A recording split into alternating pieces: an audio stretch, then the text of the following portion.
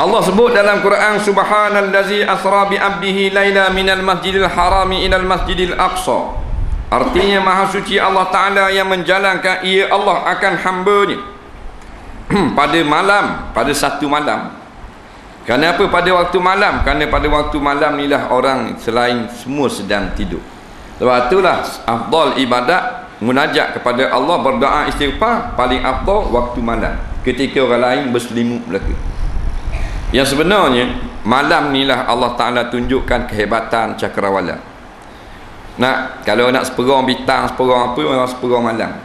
Faham? Nak tengok planet-planet baru, orang seperang malam. Kalau kita tidur tak tahu benda, kita terbit tengah malam, pada malam yang banyak cerah langit, kita tengok atas langit. Tengok sama boleh 3 jam lah, macam-macam benda gerak. Ada yang bercahaya dan sebagainya. Kita tak tengok langit. Kita malam tu baik kok cari roti canai. Gitu je lah, bagi anak puak aja. Jadi malam inilah ketika sunyi, dan malam inilah nampak segala kehebatan. Sebab apa siang tak nampak? Siang kita hanya nampak bulan dengan matahari. Dah bintang tak nampak. Pasal apa? Silau cahaya matahari. Nampak? Silau. Dan malam tu biar-biar, bila gelap dia tu biar-biar, benda yang bercahaya.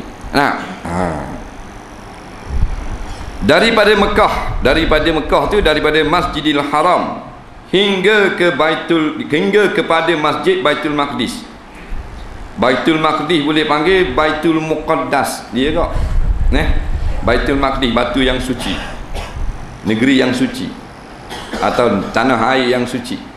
Baitul Muqaddas boleh tak? Negeri ataupun bandar yang dibersihkan, disucikan dia.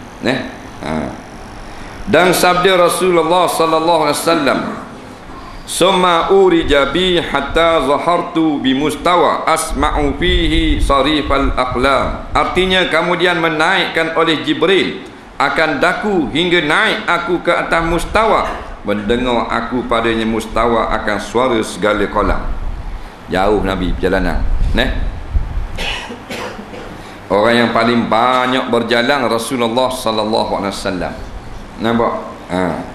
Tak masuk hak Nabi Adam. Nabi Adam apabila dia dicipta oleh Allah, hiduplah dia, maka Allah Ta'ala beri dia berjalan, melihat segala 7 tali langit. Tengok habis langit-langit ni, melawat habis, melacung habis segala langit-langit. Sebelum maknanya dicipta Siti Hawa.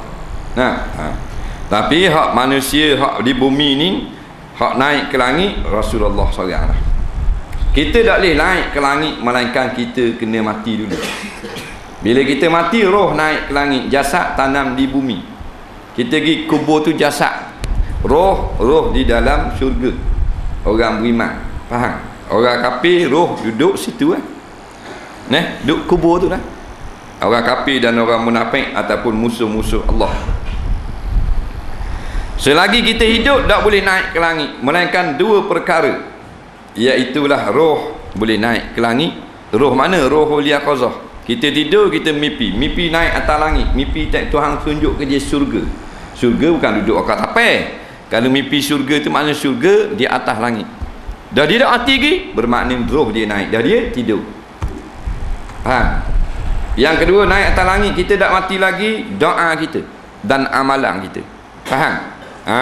Doa dan amalan. Kan doa orang beriman naik ke langit, dan akan amalan dinaikkan ke langit. Maksud amalan dinaikkan ke langit iaitu untuk disimpan di dalam buku catatan kita. Kita ada store masing-masing, diramang tak bagi amalan. Awak naik amalan buh kat buku diramang. Dalah najib suku buku sama buku lain-lain. Jadi jangan kita sombong kepada Allah. Kalau sombong kepada Allah, tak naik langit amalan. Makna amalan tak naik langit, Allah tak terima. Dia gitu. Biar amalan kita kopeh pun, tapi naik langit.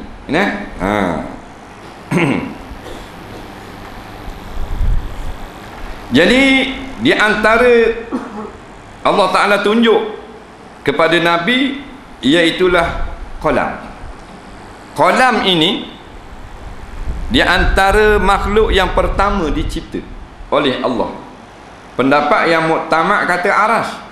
Nah, qalam ini masyhur jugalah. Dia antara makhluk yang awal-awal Tuhan cipta. Qalam ni maknanya benda untuk menulis. Tak ada orang pegang qalam, dia menulis. Dia tulis benda, dia tulis kejadian alam ini. Ni yang kita berlaku hari ni. Nampak? Hak berlaku sekarang ni ditulis oleh qalam. Tulis tu dengan perintah Allah. Qalam makhluk. Nabi dengar bunyi qalam nulis. Seru. Tanya Jibril, benda ni, ini qalam. Dah tulis benda. Tulis segala kejadian manusia lagi. Hak ni rebah, hak ni mati, hak ni undi semula. Tak? Ada belaka ke bawah.